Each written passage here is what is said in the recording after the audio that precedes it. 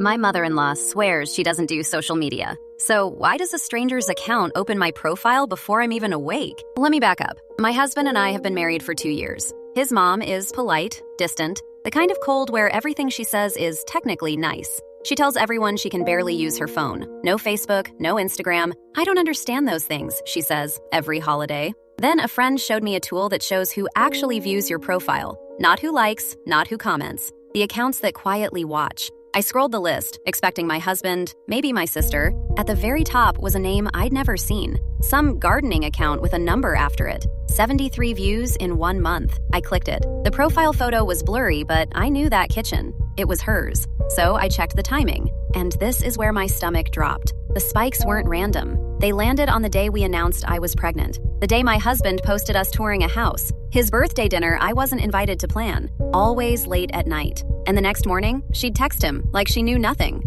So I asked 3 friends to check their own lists. I was sure I was being paranoid. Every single one found a relative they'd quietly fallen out with sitting near the top. One found her father-in-law. One found a sister who hadn't spoken to her in years, watching every day. And here's the part nobody tells you. The people who say they don't do social media are often the ones watching the closest. Silence isn't distance. Sometimes silence is the most attention you'll ever get. The quietest account is usually the one paying the most attention. I'm not saying panic. I'm saying you deserve to know who's really watching when no one's commenting.